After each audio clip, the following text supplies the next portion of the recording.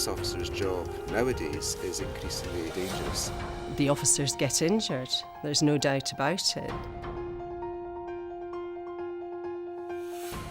Officers are assaulted on duty, and sometimes that leads to them being taken away from the front line.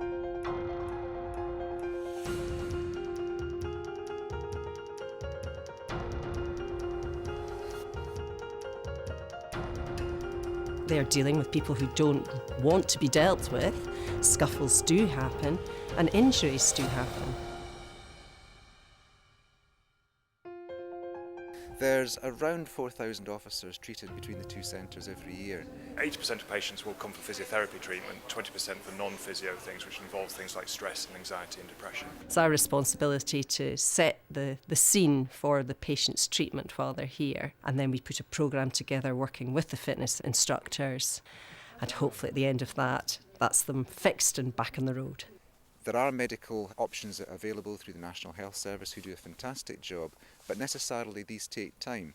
Where the centres can come in is turning these officers round much earlier to get them back in the front line where they want to be, helping people, serving communities and keeping people safe.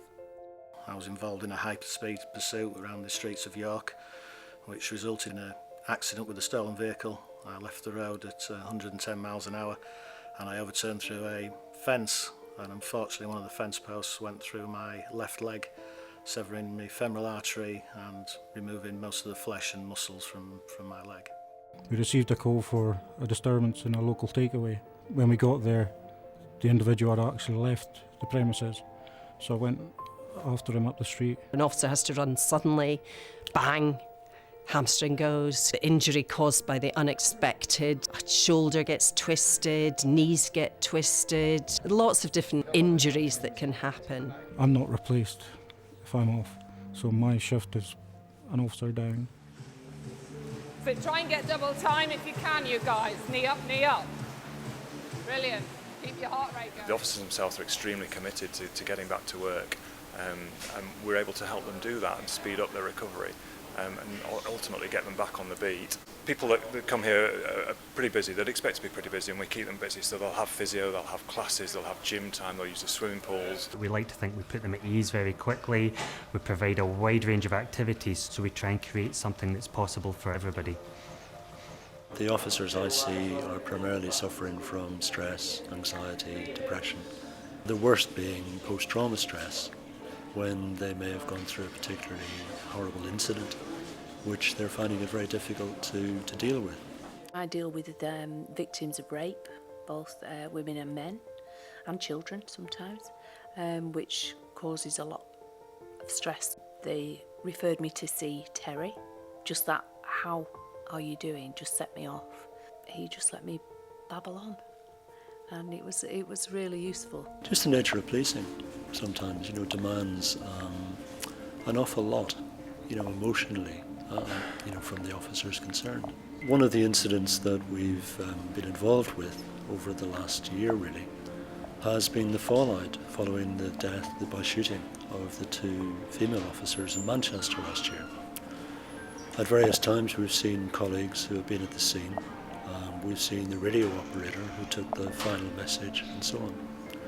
And we've seen people who work in the team, one person who should have been on duty that day and swapped shifts with one of the people who died. You do put your life on the line every day, and most days pass by without any incidents. But by the very nature of the work we do, we are there to protect the public, and it's the duty that you do to protect them, and you take that risk, and eventually something will go wrong. I think what makes the charity unique is that up until now, most of the funding has actually come from donations for officers themselves. That in itself brings a big risk because of officer numbers in England and Wales falling, and potentially falling in the future in Scotland. Every officer who's taken away from the front line is one less able to serve the community, one less person keeping people safe, and one less person making communities safe. On a Thursday, every single plinth in this department has a body on it, and there's often others waiting to get on that plinth. So yes, we need more space. More room is the ideal situation for me. Bigger space for classes. For example, the aquafit, we can only take 14 in the pool. If we had 30 spaces, I can guarantee we would fill that up with 30 people. The physiotherapy is continually developing. There's always new equipment that we're looking to have, and it comes down to funding. By investing in the police treatment centres, you make an investment in your local police service. You're making an investment in your local community, making sure that there are enough officers on the street at any time to keep people safe, to keep your business safe, and to keep the public safe.